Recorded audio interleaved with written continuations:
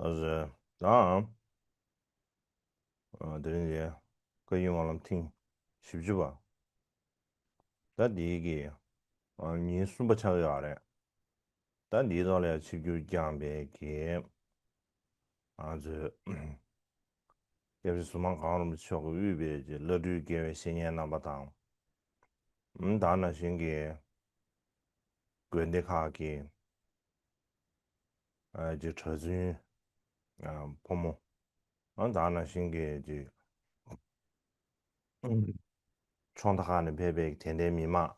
Aujourd'hui, dans le cadre des 40e Grands Kagumonlam, nous sommes à la troisième journée d'enseignement et donc tout d'abord à l'attention du sublime Gyatso Rinpoche ainsi que les grands maîtres réunis à cette occasion, les lamas Kempo ainsi que les amis spirituels ainsi que les assemblées monastiques moines et nonnes, ainsi que tous les amis du Dharma au travers des quatre coins du monde, d'une façon générale, et en particulier ceux venant des régions himalayennes. Tout d'abord, je vous adresse mes salutations empreintes de souhaits de bon augure.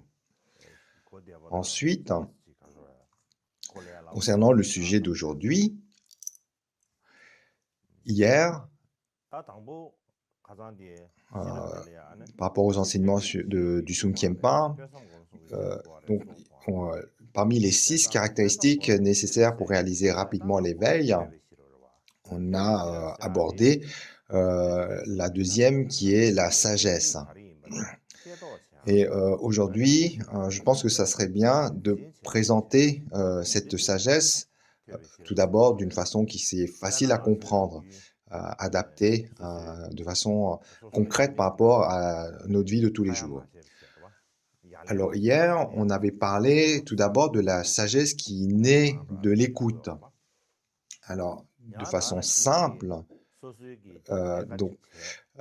hier, on avait évoqué donc, les 3 formes de sagesse, celle issue de l'écoute, celle issue de la réflexion, celle issue de la méditation. Et donc tout d'abord, la sagesse naît de l'écoute de façon simple. On peut l'appeler donc cette caractéristique qui nous permet de connaître et de reconnaître une situation. Par exemple, lorsque des personnes nous ignorent, on peut se sentir très contrarié. Ou alors, on a accompli une tâche avec beaucoup d'attention, on y a mis beaucoup de soi, et puis personne ne nous félicite, et là, on se sent extrêmement déçu. Donc, c'est des situations qui nous arrivent, et lorsqu'on étudie le Dharma, eh bien, on réalise progressivement ce qui se cache derrière cette contrariété lorsqu'on nous ignore, ou alors cette déception lorsqu'on ne nous félicite pas. Donc, par l'étude, par l'écoute, en fait, petit à petit, on comprend ce qu'il y a derrière cette frustration, derrière cette déception. Le fait de comprendre que notre esprit, en fait, est dans l'attente de l'attention des autres, dans l'attente de la reconnaissance. Et ainsi, il s'agit, au travers de l'étude, au travers de l'écoute, de reconnaître les 3 poisons de l'esprit, qui sont la divinité, la colère, l'illusion, qui, cachée derrière nos émotions, en fait, nous manipulent. Donc c'est parce qu'il y a tout cela au fond de nous que, eh bien, lorsqu'on est dans une situation où des gens nous ignorent, eh bien, cela nous affecte, ou lorsque on met beaucoup d'efforts à faire quelque chose, on ne nous félicite pas. Donc, dans ce genre de situation où on ressent de la contrariété se produit parce que au fond de nous se cache tout ce jeu des 3 poisons. Et la sagesse née de l'écoute, eh bien, c'est ce qui va nous permettre de reconnaître cela. Ensuite, la sagesse, la deuxième, qui est née de la réflexion, c'est le fait d'analyser, d'examiner à nouveau. Donc, d'analyser, de revoir cela. Donc, lorsque les émotions, notamment, explosent violemment en nous, par exemple, on découvre soudainement que quelqu'un nous a trompés. Et dès qu'on a conscience de cela, il y a la rage qui monte dans notre cœur. Et à ce moment-là,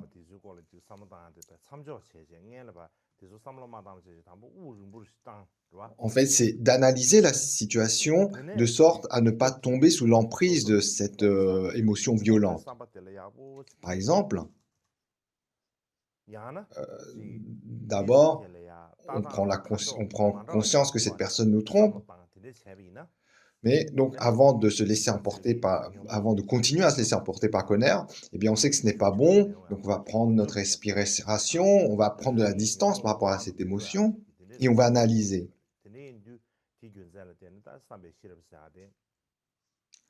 Et au travers de notre capacité à analyser, à réfléchir,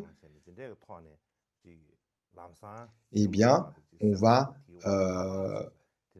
apaiser cette colère. On va faire en sorte qu'elle ne va pas avoir une emprise totale sur nous.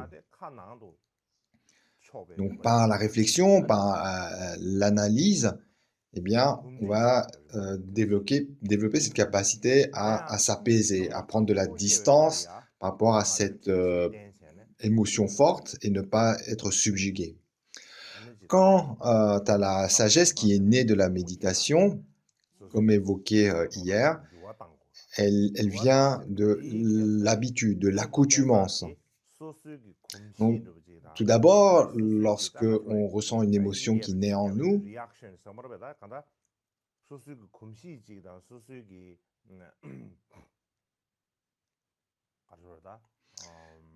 donc vient le fait d'avoir cette capacité de transformer cette émotion, tout d'abord, comme évoqué juste là, par la sagesse née de la réflexion, au travers de notre réflexion, donc on s'est entraîné à prendre de la distance par rapport à notre émotion, à l'apaiser. Et lorsque on s'habitue à cela, eh bien vient cette sagesse née de la méditation. C'est-à-dire que par l'habitude, en fait, on a un comportement qui va être différent. On va être habitué à prendre de la distance par rapport à nos émotions, à ne pas tomber dans leur emprise. Et donc, par cette habitude, notre comportement va changer. Et donc, on va être capable donc progressivement d'appliquer les antidotes d'une façon qui est comme habituelle. Ça devient comme un réflexe. Et lorsque ces nouvelles habitudes arrivent, eh bien, elles balayent les anciennes. Et donc, avant, alors qu'on était facilement perturbé par ces émotions, eh bien, par nos nouvelles habitudes, elles ne nous affectent plus du tout comme avant. Et bien sûr, par moments, il peut que ces émotions arrivent. C'est naturel que des émotions viennent en nous, mais elles ne vont plus avoir cette forte influence sur nous. C'est simplement, en fait, on sent que c'est facile de ne pas être perturbé par elles, de mettre en œuvre les antidotes pour les apaiser, les faire disparaître. Pour prendre un exemple, par exemple, on est quelqu'un qui veut changer ses habitudes, avoir une meilleure habitude alimentaire ou alors une meilleure condition physique. Donc, par exemple, on est quelqu'un qui veut faire un régime ou alors on veut se mettre à faire de l'exercice. Alors, tout d'abord, la sagesse de l'écoute, c'est le fait de comprendre la nécessité de faire ça. Donc, par l'écoute ou par l'étude, on prend connaissance, par exemple pour l'alimentation, on apprend que trop de sucre ou des aliments trop gras sont nocifs pour la santé. Et donc, pour notre nouveau régime alimentaire, on sait donc qu'est-ce qu'il faut réduire ou au contraire ce qu'il faut manger plus. Donc ça, c'est le stade de la compréhension par l'étude, par la connaissance. Donc ça, c'est la sagesse de l'écoute. Ou alors, par rapport à l'exercice physique, de comprendre les bienfaits de faire cela, ou les inconvénients à être sans activité physique. Ensuite, la sagesse qui vient de la réflexion, c'est le fait de mettre en place tout cela, de planifier, de mettre ça en œuvre. Donc, par exemple, pour la nourriture, on élabore des programmes alimentaires. Et puis, lorsque vient des moments où on a envie de manger des choses qui sont un peu malsaines, eh bien, la sagesse de la réflexion, elle va réfléchir au long terme, aux avantages et aux inconvénients. Et ainsi, donc même si on a envie de manger ce qu'on appelle de la nourriture malsaine, comme, eh bien, on va s'en abstenir par cette réflexion. Et de la même façon, pour l'exercice, des moments où on n'a pas envie de faire de l'exercice, eh bien, on va se motiver en se rappelant les bienfaits du sport. Euh, et donc là, on va utiliser la raison, la logique pour mettre en place soit ce nouveau régime alimentaire ou soit cette nouvelle habitude sportive. Et bien ensuite, donc ça, c'est la sagesse qui vient de la réflexion, c'est-à-dire donc le fait que par la réflexion, on met en œuvre les choses, on se motive ou on s'abstient de mauvaises habitudes, etc. On se motive aux bonnes habitudes, on s'abstient de mauvaises habitudes. Et ensuite, la sagesse de l'habitude, la méditation, donc comme évoqué, elle vient de l'habitude. Donc ce qu'on a mis en œuvre par la sagesse de la réflexion, et bien là, grâce à une pratique répétée, à long terme, vient un moment où progressivement, l'alimentation saine ou l'activité physique, eh bien, ça fait partie de nos habitudes de nos vies. C'est une nouvelle habitude. Dans un premier temps, on avait vraiment besoin de lutter, comme par exemple, lorsque on avait envie de manger des choses pas très bonnes pour la santé, comme par exemple un hamburger. Oh, j'ai envie d'un hamburger. Et là, donc, par la raison, on se disait non, non, c'est pas bien, etc. Ou alors, c'est des fois, oh, j'ai envie d'un coca, etc.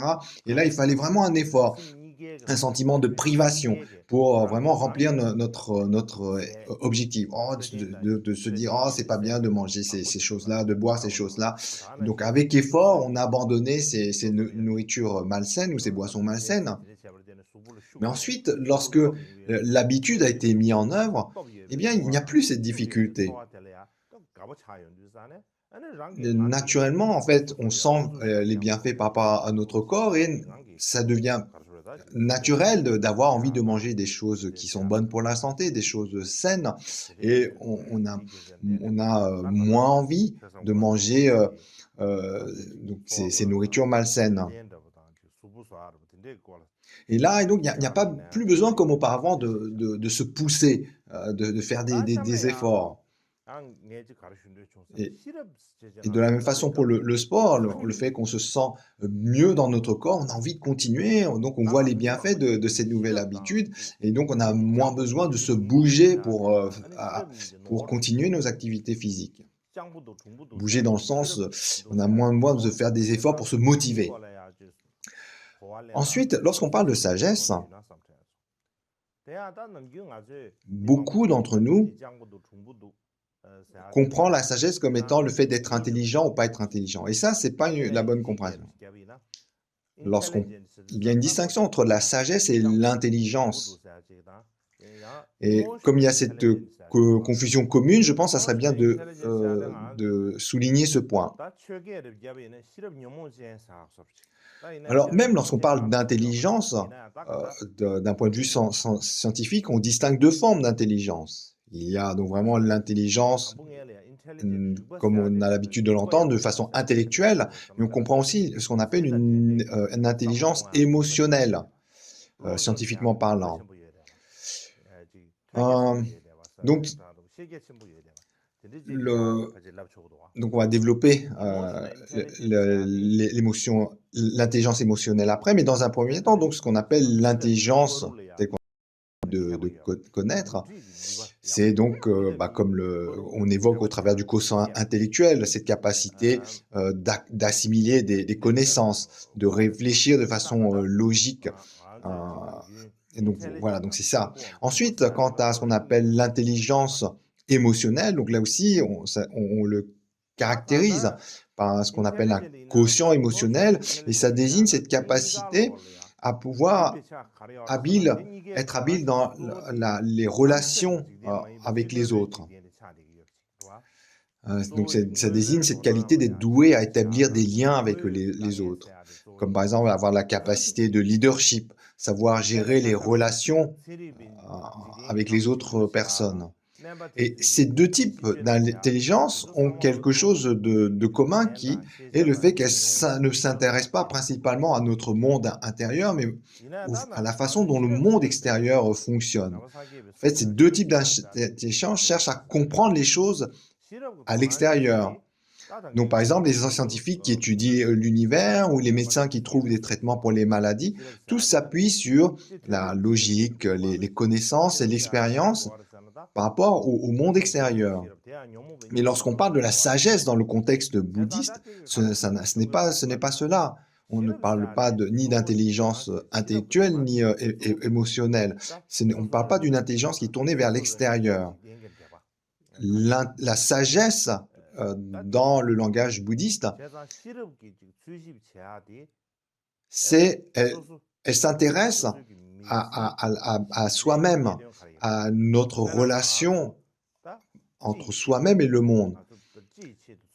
Ce que la sagesse examine, ce sont les questions fondamentales de la vie, comme pourquoi devons-nous vivre? Qu'est-ce qui est vertueux? Qu'est-ce qui ne l'est pas? Qu'est-ce qui vaut la peine d'être poursuivi, etc.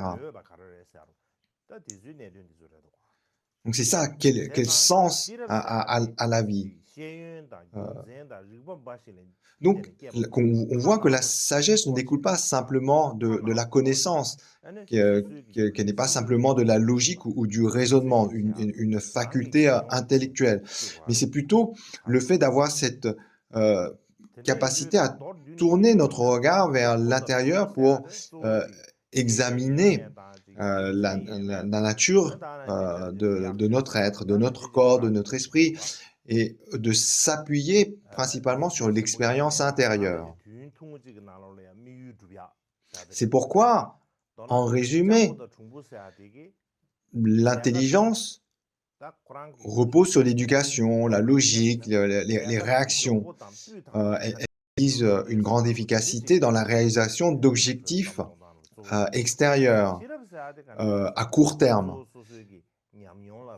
En résumé, l'intelligence, c'est qu'on l'entend habituellement, c'est l'idée principale que comment on peut accomplir telle ou telle tâche rapidement et précisément. Donc il y a un aspect fonctionnel, alors que la sagesse, elle s'appuie sur l'expérience. C'est une introspection et c'est la manière dont on organise notre esprit intérieur, notre monde intérieur, en recherchant cette fois-ci à long terme le bien-être d'une façon générale. La sagesse, c'est ce qui nous demande, ce qui nous amène à nous demander pourquoi on fait cela. Qu'est-ce qui vaut la peine d'être accompli?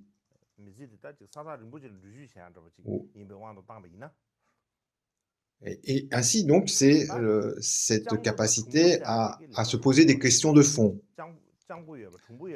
Par exemple, si on considère cette vie comme étant un grand voyage, l'intelligence, c'est qu'on l'entend, c'est un peu à l'image de ce qui va nous fournir une carte détaillée, ainsi que les équipements qui vont nous permettre de trouver le meilleur itinéraire vers notre destination. Quant à la sagesse, elle nous permet de comprendre pourquoi on doit faire ce voyage, quel chemin il convient de choisir, et lorsqu'il nous arrive de nous perdre, eh bien de rester paisible et stable dans notre esprit. Donc, voilà, au travers de cette image, la distinction qu'on peut faire entre intelligence et sagesse.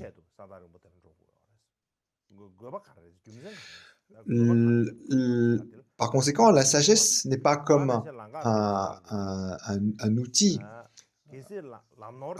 une capacité, n'est pas comme un outil, ce n'est pas une capacité instrumentale. Elle est plutôt une manière fondamentale de connaître, de vivre. Elle nous empêche d'oublier le sens et la direction de la vie tout en poursuivant nos objectifs.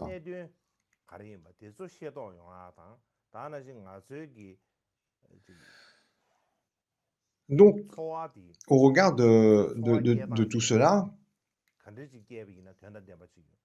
le, le point principal, c'est vraiment ça. Ce qui caractérise la sagesse, c'est que elle n'est pas un outil fonctionnel comme l'intelligence. Donc, dans l'image utilisée, l'intelligence, elle est plutôt comme ce qui va nous fournir les éléments pour pouvoir faire le voyage, comme la carte détaillée, les équipements pour pouvoir faire le voyage dans les meilleures conditions. La sagesse, elle est donc vraiment plutôt une connaissance de fond. Il y a une histoire à ce sujet qui vient de la tradition bouddhiste Chan. Donc c'est l'histoire d'un érudit qui traversait un cours d'eau sur une barque. Alors, tout en traversant ce cours d'eau, donc il y avait un batelier, n'est-ce pas? Et donc l'érudit le questionne. Il demande au batelier, connaissez-vous la littérature? Le batelier lui répond non, je ne connais pas. Ensuite, il demande, est-ce que vous connaissez l'histoire? Et puis, est-ce que vous connaissez les mathématiques? Est-ce que vous connaissez la philosophie? Donc, à tour de rôle, il pose ces différentes questions et à chaque fois, le batelier secoue la tête en disant non. Et là, à la fin, l'érudit soupire et dit, mais dans ce cas, la moitié du sens de ta vie est perdue. Donc, il dit ça. Et puis, soudainement, au milieu du cours d'eau, il y a un vent violent qui se lève et le bateau est sur le point de chavirer. Et là, l'érudit est très effrayé, le batelier lui demande « Savez-vous nager ?» Et là, l'érudit « Non, je ne sais pas nager, je ne sais pas nager. » Et là, le batelier lui répond « Eh bien, dans ce cas-là, vous risquez de perdre complètement votre vie. » Donc, par rapport à cette histoire, qu'est-ce qu'il faut en tirer? Donc, l'érudit dans cette histoire, il symbolise l'intelligence. Il a beaucoup de connaissances. Il est capable de raisonnement logique élaboré. Donc, c'est le symbole, l'érudit est le symbole de l'intelligence. Le batelier, lui, il est le symbole de la sagesse. Pourquoi? Parce que il a la capacité, il a appris à protéger sa vie dans des situations réelles. Il a compris que ce qui est le plus important dans un premier temps, c'est de protéger la vie. La sagesse ne consiste pas à accumuler beaucoup de connaissances, mais plutôt de reconnaître ce qui est vraiment nécessaire, ce qui est vraiment important lorsque les moments critiques surviennent. Donc c'est ça la caractéristique de la sagesse. D'entrée de jeu, elle cherche ce qui a un sens, ce qui a de la valeur, qui est important, ce qui est vraiment fondamentalement important. Et dans ce sens-là, elle transcende la logique et le raisonnement.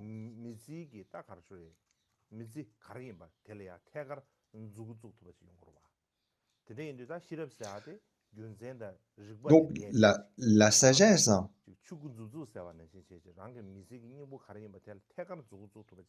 c'est donc vraiment ce qui pointe directement vers la nature de la vie. Elle est supérieure dans ce sens à la logique et au raisonnement pur.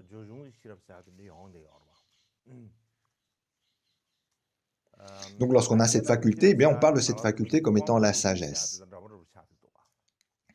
Ensuite, concernant la sagesse, il y a deux types de sagesse. On parle d'une sagesse innée et une sagesse que l'on développe. Concernant la sagesse innée, donc il faut faire une distinction. Donc en tibétain, on parle de faculté. Et notamment, Drupal Kunle, il fait cette distinction en parlant de faculté développée, mais d'intelligence erronée. Donc, par exemple, de faculté peu développée, intelligence erronée. En bref, il y a cette distinction dans le tibétain entre ce qu'on appelle Wampo, les facultés et l'intelligence intellectuelle. Mais dès la naissance, par exemple, dès la naissance, il y a des enfants de façon innée qui sont très vifs d'esprit et d'autres qui ne le sont pas. Euh, mais même si souvent on va dire, oh, on va associer la sagesse au fait d'avoir des capacités, des facultés vives ou pas, le point ici, c'est donc il faut faire cette distinction entre la sagesse et les facultés que l'on a, ou l'intelligence, même d'un point de vue inné. Et ici, notamment dans le tibétain, lorsqu'on parle de faculté au travers du terme Wangpo, on ne désigne pas l'érudition ou l'intelligence. Elle fait, elle fait référence à la capacité de réaliser. Et la réalisation, ce qu'on appelle la réalisation dans le dharma, c'est une capacité qui transcende la logique et le raisonnement, pour pouvoir regarder les choses de façon directe, de voir les choses telles qu'elles sont, et non pas au travers du filtre de la logique ou de l'élaboration des concepts. Donc, c'est pas comme étudier beaucoup ou d'utiliser beaucoup de la raisonnement logique. Ici, donc, lorsqu'on parle de ces facultés ou de sagesse innée, on désigne cette qualité de clarté d'esprit, ou on dit de l'ouverture de la porte de l'esprit. Donc, ce qu'on appelle la réalisation, c'est comme le fait que le sujet et l'objet tacitement s'accordent. Parfois, les maîtres des enseignements profonds disent que c'est comme une mère et son enfant qui se reconnaissent. Donc, que signifie cette image? Lorsque un enfant vient de naître, il y a un lien particulier entre la mère et l'enfant. Ils ne peuvent pas, au travers des mots ou au travers de raisonnement, se communiquer entre eux, mais il y a quelque chose qui se passe naturellement. La mère sait ce que l'enfant a besoin, et sait dans quel état d'esprit son enfant est. Et de la même façon, l'enfant également, sans pouvoir s'exprimer, sans pouvoir comprendre les paroles de sa mère, en fait, ressent comment sa mère, il est réceptif à la présence de sa mère. Et cela, donc ce lien, il est vraiment particulier. Donc tous les autres autour ne peuvent percevoir cela. C'est vraiment donc ce lien particulier entre la mère et son enfant. Et c'est au-delà de l'intellect, au-delà du langage conceptuel. Et donc c'est vraiment comme un état naturel, spontané, où la connaissance est là de façon directe. Et je pense que c'est ce que illustre cette image que donnent les maîtres lorsqu'ils parlent de la claire lumière, de cette porte de l'esprit, comme étant semblable à une mère qui reconnaît son enfant. Alors, il y a un exemple pour illustrer cela, donc dans la lignée du bouddhiste Chan. Donc c'est une lignée bouddhiste même si on parle de la tradition chinoise du bouddhiste Chan, c'est une lignée qui s'est développée en dehors de la Chine, au Japon, etc. Et le sixième détenteur de cette lignée, Huicheng, et il était illettré, hein. Mais malgré cela, il était reconnu par tout le monde comme étant un grand accompli, un maître de grandes réalisations. D'un point de vue extérieur, on ne pouvait pas du tout dire que c'était un érudit. Il était illettré, il n'était pas capable de pouvoir déchiffrer les caractères chinois. Il ne pouvait même pas lire une seule lettre. Mais lorsque son maître, donc le cinquième détenteur de la lignée, de cette tradition de méditation, tradition Chan, donc un moment pendant la nuit, il lui enseigne le sutra du diamant. Et lorsqu'il arrive aux paroles, demeurer nulle part, laisser l'esprit s'élever, à ce moment-là, simplement par le fait d'avoir entendu ces paroles, Huineng réalise. Et par conséquent, donc c'est un exemple pour illustrer donc la différence qu'il y a entre la réalisation et le fait d'être quelqu'un qui est érudit, d'être intelligent. Aussi, de nos jours, sur Internet, on trouve une citation qui est parlante, et je pense que c'est bénéfique de vous la partager. Alors, ce qui est dit, lorsque l'on rencontre une personne intelligente, c'est ce qui va faire naître en nous le sentiment d'émerveillement. Oh, cette personne va nous impressionner. Qu'est-ce qu'elle sait des choses, cette personne? Rencontrer une personne intelligente va nous faire naître en nous l'émerveillement. Et si on rencontre une personne qui a la réalisation, eh bien, on va naître le sentiment de «Ah, ça doit être ainsi. C'est ainsi qu'il faut être». C'est un peu comme le fait de prendre conscience de comment il faut mener sa vie. Donc, voilà pour ces citations. Donc, sur là-dessus, revenons sur le texte du Sum Khenpa. Donc, après avoir présenté de façon, on va dire, facile à comprendre la sagesse, revenons au texte qui décrit les 6 caractéristiques nécessaires pour réaliser rapidement l'éveil. Donc ici, après avoir présenté la première caractéristique qui est la foi, ensuite la sagesse, la troisième qualité essentielle, c'est la compassion. Sans la foi, on n'entre pas dans le dharma, on ne le pratique pas, parce que sans la foi, il n'y a pas d'intérêt dans les enseignements spirituels.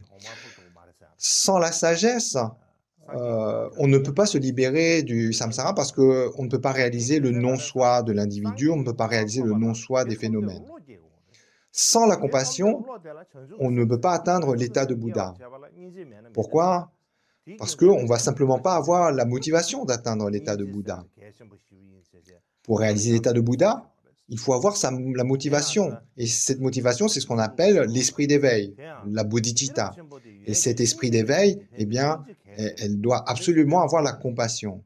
C'est pourquoi les sutras du grand véhicule louent sans cesse la compassion. Et aussi, pour citer le texte du Sum Khenpa sur ces 6 caractéristiques, vous pouvez avoir une grande sagesse, mais sans compassion, cela ne vous aidera pas. La compassion est donc importante. Dans le lotus blanc du Saint-Dharma, il est dit « Il existe une qualité qui, si vous la possédez, vous permettra d'avoir toutes les autres qualités à portée de main. Quelle est-elle? C'est la grande compassion. Si quelqu'un a une tête, il peut vivre. De même, si quelqu'un a de la compassion, il peut atteindre l'éveil suprême. Dans le sutra, le roi du Samadhi, il demanda « Peut-on atteindre l'éveil suprême avec une seule qualité ?» Le Bouddha répond « Il y a un éveil suprême pour qui possède une seule qualité, celle-ci est la grande compassion. » Donc, pour expliquer ce passage cité, dans le lotus blanc du Saint-Dharma est un sutra qui est très répandu en Chine, au Japon et dans d'autres pays. C'est dans ces pays-là, on tient ce sutra comme étant extrêmement sacré. C'est un sutra qui n'est pas très répandu au Tibet, mais dans ces autres pays, il est tenu comme étant extrêmement sacré. Quant à l'autre sutra cité dans l'extrait, le sutra du roi du Samadhi, eh bien, c'est la principale source des enseignements du Mahamudra, de la lignée des sutras qu'a transmis Gampopa. Et notamment, les premiers maîtres Kagu ont souligné cela. En plus, le 10e Karmapa, Chein Dorje, a donné des enseignements sur ces 2 sutras, aussi bien le lotus blanc du Saint-Dharma que le roi du Samadhi, Janan et Dhyatan, comme le rapporte sa biographie. D'une façon générale, il y a 2 types de sutras du grand véhicule. Il y a ceux qui sont en accord avec le véhicule commun, comme la mère des victorieux, c'est-à-dire la Prajnaparamita, et puis il y a les sutras dans lesquels se range le lotus blanc du Saint-Dharma, qui en fait expriment pleinement les caractéristiques distinctives du grand véhicule. De même, dans le précieux ornement de la libération de Gampopa, donc c'est un texte qui, en fait, s'appuie sur le sutra du lotus blanc du Saint-Dharma. Et il se distingue des autres enseignements du fait qu'il commence d'entrée de jeu par parler de la nature du Bouddha. Et ensuite, lorsqu'il évoque le nirvana, il le présente comme étant le nirvana, comme étant l'état qui est au-delà du samsara et du nirvana. soulignant, au-delà du samsara et de la paix, soulignant que le nirvana des auditeurs n'est qu'un nirvana temporaire. Et ces points, en fait, soulignent pleinement la formulation distinctive non commune du grand véhicule. Et comme le dit Dusum Khenpa, lorsqu'il évoque le lotus blanc du Saint-Dharma, la grande compassion, elle est fondamentale. Si on a une grande compassion, cela suffit. Donc c'est comme, on dit, c'est comme encore avoir sa tête. On peut perdre les autres membres, mais tant qu'on a la tête, on est encore en vie. De la même façon, la tête du grand véhicule, c'est la grande compassion. Et même la désignisation même du grand véhicule, elle ne vient pas tellement de la vision philosophique, mais elle vient sur le fait de la capacité d'une personne à prendre en charge ses responsabilités. C'est-à-dire donc d'avoir une capacité d'être altruiste, de se sacrifier pour le bien des autres. D'une façon générale, même dans la société, on dit qu'une personne est bonne, non pas en se basant sur son niveau d'éducation ou son intelligence, mais plutôt sur sa bonté de cœur, sur son attitude altruiste. Et bien de la même façon, suivant cet exemple, dans le grand véhicule, ce qui est important, ce n'est pas tellement le point de vue philosophique, ce n'est pas les points de vue philosophiques qui caractérisent le grand véhicule, mais le fait d'avoir la capacité de générer l'esprit d'éveil, la bodhicitta. Et l'esprit d'éveil ne se réalise pas en pensant simplement à soi. C'est la motivation de réaliser l'éveil vient du fait de penser au bien de tous les êtres. En d'autres termes, l'état de Bouddha même, se caractérise par la capacité spontanée à accomplir l'infinité du bien de tous les êtres. Et donc, si au départ, on n'a pas ce sentiment de nécessité à atteindre cette qualité de réalisation, on ne peut pas réaliser l'état de Bouddha.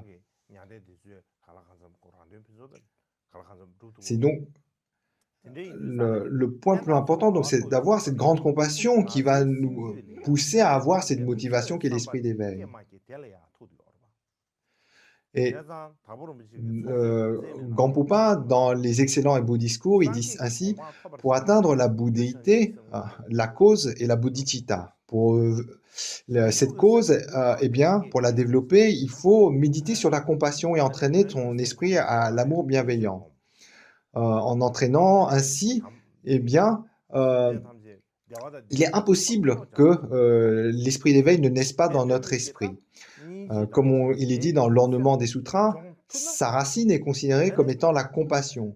On doit donc éveiller une compassion spontanée dans notre esprit, et pour que celle-ci vienne, on doit d'abord méditer sur l'amour bienveillant et entraîner notre esprit à l'amour bienveillant. Et là, ici, on parle d'un amour et d'une compassion qui vient du fond du cœur, pas simplement des mots. Et pour cela, il faut dans un premier temps méditer sur l'amour, pour que vienne la compassion. Une compassion authentique vient d'un amour sincère.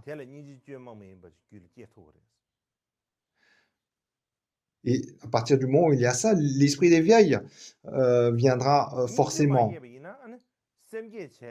Ça relève du lien de cause à effet de nos propres actes. C'est inévitable. L'inverse est vrai également. Si au départ on ne médite pas sur l'amour bienveillant, eh bien la compassion ne peut pas naître dans notre esprit. Et sans compassion, on ne parviendra pas à générer l'esprit d'éveil, la bodhicitta. Et même si on accomplit beaucoup d'actions vertueuses, en l'absence de l'esprit d'éveil, on ne réalisera pas la félicité du nirvana ultime.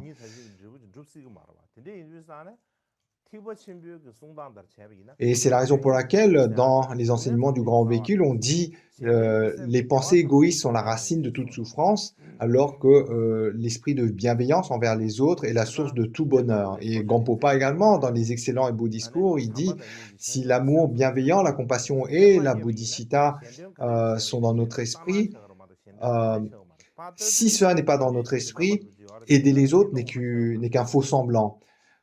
Et par conséquent, pour réaliser l'éveil parfait insurpassable, il faut ces trois qualités, d'amour bienveillant, de compassion et esprit d'éveil.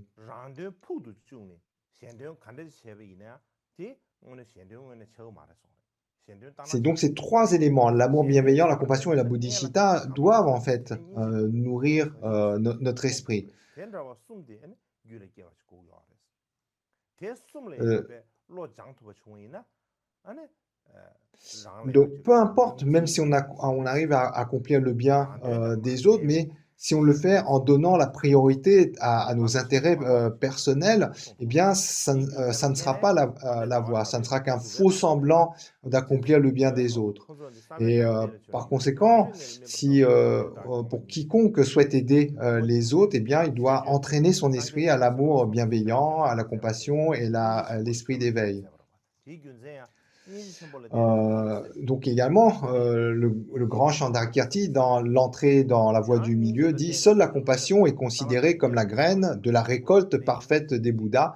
Il est aussi l'eau qui l'a fait pousser, sa maturation, dont on peut longtemps profiter. C'est pourquoi je louerai d'abord la compassion.» Ça, on le trouve en introduction de l'entrée de la voie du milieu. Donc Chandrakirti, commence pas par louer les Bouddhas et les Bodhisattvas. Sa louange, elle vient d'entrée de jeu à la grande compassion.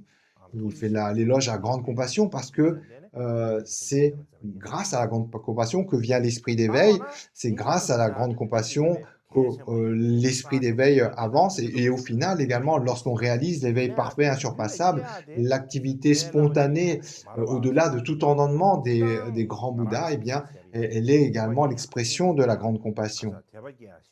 Et c'est la raison pour laquelle Chandrakirti exprime ainsi d'entrée de jeu dans cette fameuse œuvre l'éloge à la grande compassion. Bon, donc même si on peut comprendre que la grande compassion est importante, souvent on peut avoir l'impression qu'elle est difficile à développer. On peut se dire, on peut développer la foi, la sagesse, mais la compassion paraît plus difficile. C'est comme si la sagesse est plus difficile à développer que la foi et la compassion plus difficile que la sagesse. Mais ça, on en parlera en détail plus tard. Donc même si on peut avoir cette impression que ça soit difficile, la compassion, en fait, elle naît de l'observation de la souffrance des êtres sensibles et par conséquent, si on sait avoir porté notre attention vis-à-vis des souffrances des autres, qu'elles soient grandes ou petites, eh bien, comme les êtres sont constamment tourmentés par la souffrance, eh bien, on a de cette façon l'opportunité de générer en nous une profonde compassion. Donc ce n'est pas, même si ça peut paraître difficile, concrètement, en fait, on peut véritablement développer une profonde compassion. Le fait d'être sensible à ce que les souffrances des autres, ne pas être indifférent, mais tourner son regard vers les souffrances des souffrances des autres, eh bien, petit à petit, concrètement, on va pouvoir naître en nous une très grande et profonde compassion. C'est vraiment une opportunité particulière. Si en fait on procède pas de cette façon et qu'on reste cantonné à ses intérêts personnels, eh bien, il n'y a aucune chance de faire naître la compassion en nous. Voilà, pour aujourd'hui, on en restera là.